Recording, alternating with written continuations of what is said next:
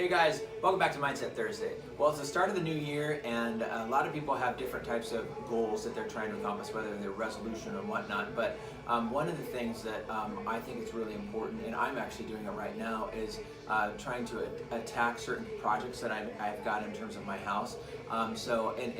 When I look at a closet, for example, a closet that I've been always wanting to get organized, it really helps my mind at ease. So decluttering your mind is going to really help you overall. So professional organizers are great, and they're a really hot commodity right now.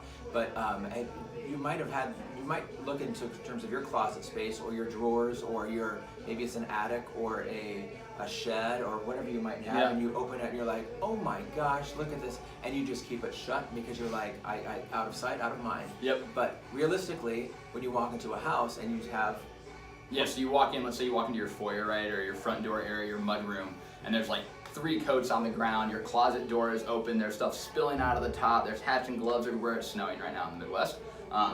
There's shoes left just scattered places, there's mud on your floor. You walk into your kitchen, there's dirty dishes, there's stacks of 3 days of mail, there's leftover food sitting on the table, and you just walk in there like, what is going on? Like there's so much crap flying around in here. Yeah.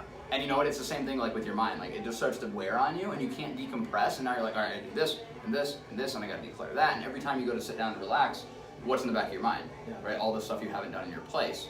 Versus when you walk in and the coats are hanging on hooks, or they're inside your closet where they're supposed to be. The shoes are organized properly on top of maybe a mud sheet so that they don't get all over the floor. You have a carry-all for like your keys, your wallets, spare change, things like that. And everything has its place. You walk into the kitchen, there's mail slots, your dishes are put away in the dishwasher or in the cabinets. Your table is just nice and set where it always is. This is a much more stable environment to sit in. And as you were saying that about the shed, and how you just shut the door and put it away. It's very interesting because I was thinking about, you know what, that's sometimes what people do with their with challenges in their life too. You go, Sure.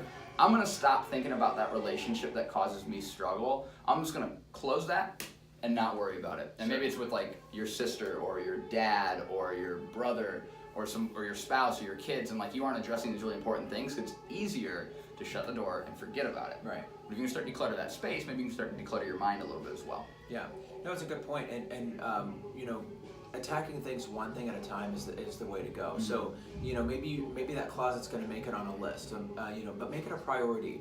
And when you open it and you look, you think, well, where do I start first? Start at the top down or start from the bottom up. Just go from one place, one area of that closet or one area of that shed, and slowly but surely you'll get after it. And just think about that. Have you ever seen the show Hoarders? Have you ever seen the show?